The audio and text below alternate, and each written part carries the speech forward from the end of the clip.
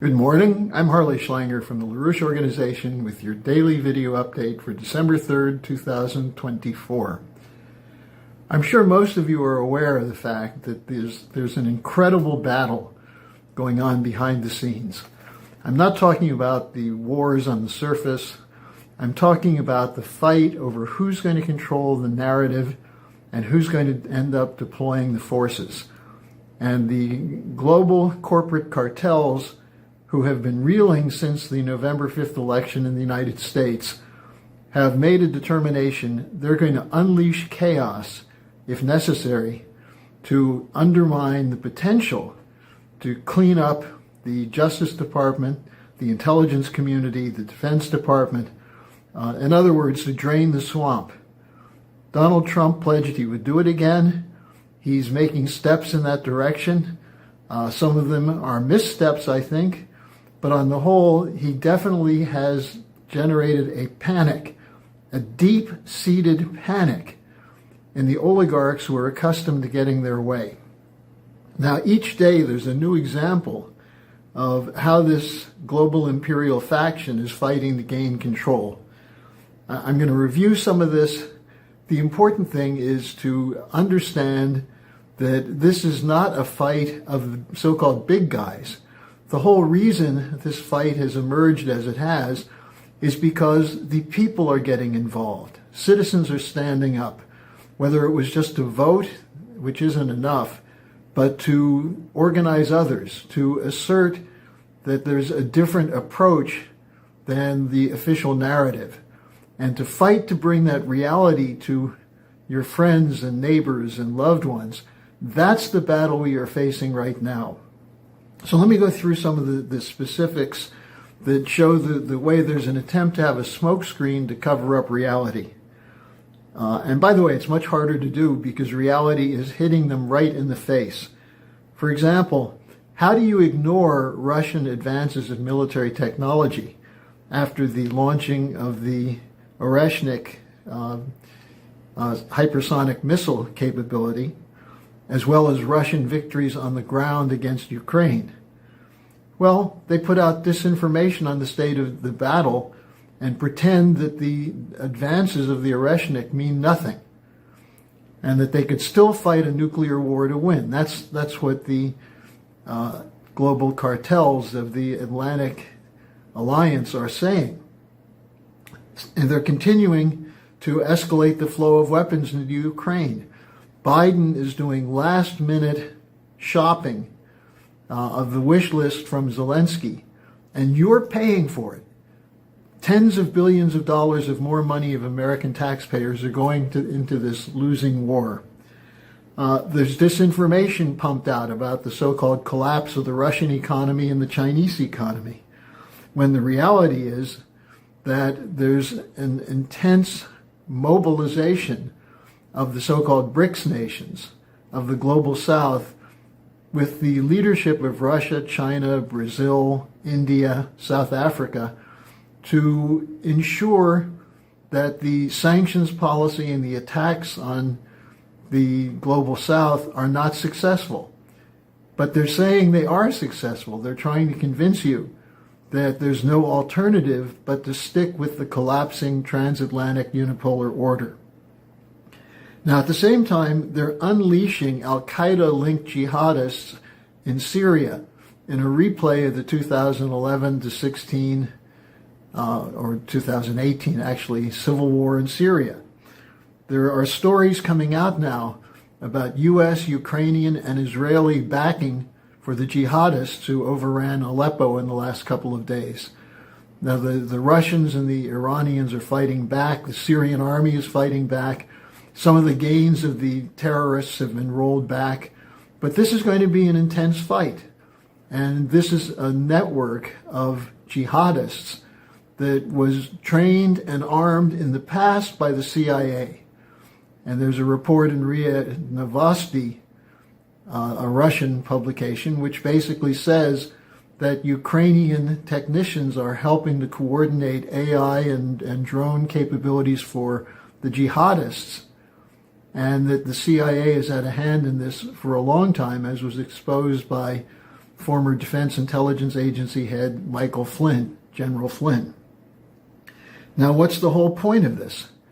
Well, the regime change policy, which targeted Assad, is still in place.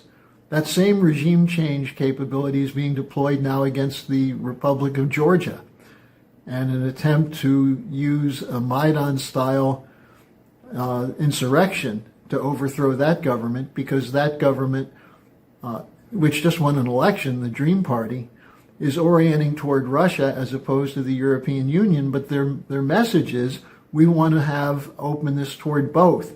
And that's not acceptable to the neocons and neolibs like Ursula von der Leyen, Kallas, the new foreign minister of the European Commission, and so on. They want war. They want polarization.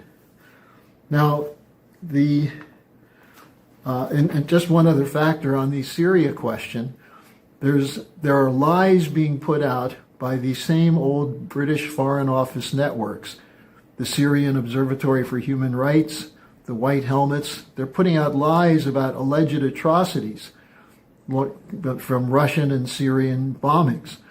Well, the war was launched by the jihadists, and the government of Syria has a right to defend the people of Syria from this outside intervention. And if some of the people are being killed, including the jihadists, that's the nature of the war. If you don't want them killed, don't launch the war. Now, there's also a continuing aggressive campaign against Trump's cabinet choices.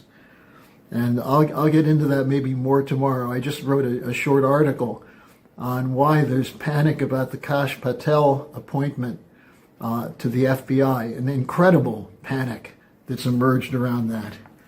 So let's then take a look at how the establishment's narrative is being destroyed by reality. There's a collapse of governments allied with the United States. It already happened in Germany. Chancellor Scholz is trying to straddle both sides. On the one hand, he takes a midnight train to Kiev to promise more aid to Zelensky.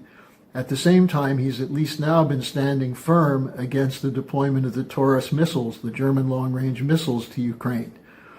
But there's an election coming up, or a probable election. There'll be a vote in 2 weeks on whether there's confidence in continuing the Scholz government. The elections are set now for September, but there's an effort to get him out and bring in Friedrich Merz, the head of the Christian Democrats, who's ahead in the polls right now. But Merz is a hardline war hawk from BlackRock. So this is an incredible fight in Germany. And as I said, the government in Germany has collapsed. In France, the Barnier government is about to collapse, maybe today, because of a fight over the budget and the effort to ram a budget through without having it passed through the legislature. Typical democracy, right? This is Macron. In the United Kingdom, the Starmer government is in free fall. After the Tory government that they defeated in the election went into free fall, now Starmer's in free fall. Why? Because he's continuing to do the same thing that Sunak did. Support the wars, the hell with the standard of living for the people of the United Kingdom, the hell with dealing with the border situation. And so as a result, you have an incredible collapse of support for him. Trudeau, the Prime Minister of Canada, took a flight to Mar-a-Lago, went to visit Trump. Who knows what they talked about, but I'm sure that Trudeau got a bit of a lecture at that meeting.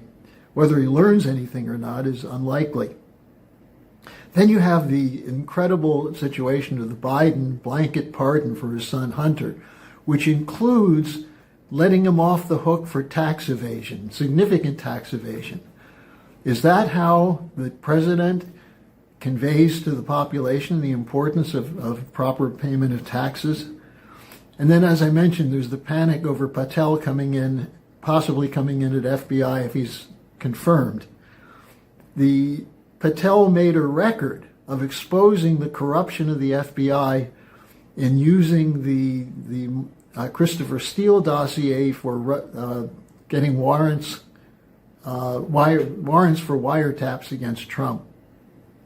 exposing the rampant corruption of the Clinton campaign in coordinating U.S. intelligence and British intelligence in running a fake story against Trump and Putin. So these stories are coming out into the open. They show the desperation of a ruling establishment which has lost the ability to control events. Now, that's going to be the subject of our December 7th and 8th conference. Not how to lose the narrative, but how to get to the side of truth and use that to reverse the collapse and the degeneration of our overall economy, military, and culture, to create the basis for cooperation and mutual benefit. That's how you have peace. That's the LaRouche idea of physical economy. And we have just now, we can confirm some very prominent speakers, including Helga Zepp-LaRouche will do a keynote, Dmitry Trenin, a very prominent figure in Russian-American relations. The former Foreign Minister of South Africa, Dr. Naledi Pandor, will be a speaker, and Scott Ritter, among others. And we'll have a full listing at the schillerinstitute.com who's going to be participating. So register today. Take the time to not just register, but prepare for this weekend. 2 panels Saturday, 2 panels Sunday.